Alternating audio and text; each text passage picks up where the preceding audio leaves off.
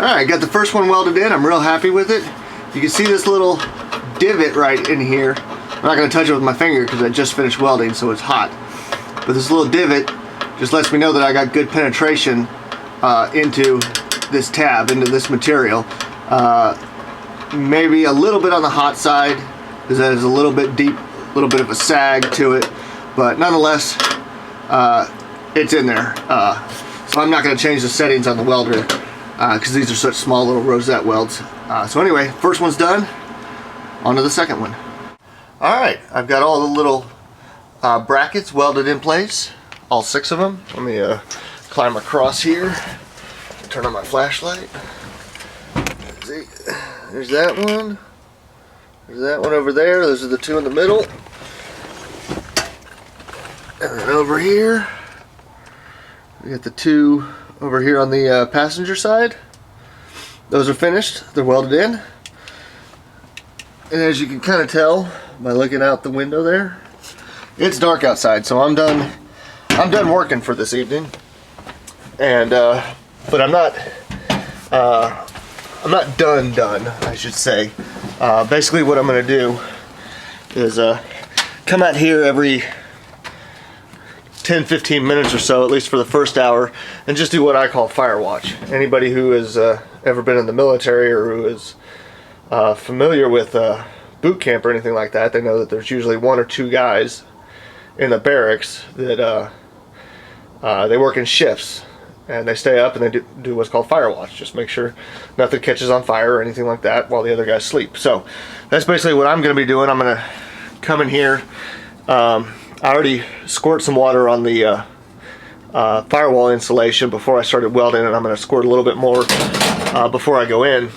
But I'm just going to come out here every 10 or 15 minutes or so and check with my flashlight, make sure nothing's smoldering, because what's the point of doing all this work if you're just going to set it on fire and burn it all down? It just makes it totally pointless. So yeah, I'm done for this evening, and I will pick it up tomorrow, and we'll continue this project. Alright, well, it's another day here working on a new day working on the same project. Still working on getting this dash taken out of the truck, and just got all these tabs welded in, and good thing is nothing caught on fire from my welding last night. So I went to the hardware store this morning, and I got some self-tapping, self-drilling really sheet metal screws. These are 1/4 inch with a hex head, and of course they're little self-drilling. So anyway, the reason that I'm doing this now is because the shape of the dash is still correct. It's still welded, spot welded up there to the windshield flange. So the shape of the dash is correct. And if I go in now and drill these holes and put these sheet metal screws in, then when I go to reinstall it, it should be very, very close to its original shape. Some areas, like in between here and here, it shouldn't deform, but here under for the defrost duct, the opening here, hopefully it won't sag or anything there. But keep in mind, you're still putting the plastic dash over on top of this, and so that won't complete.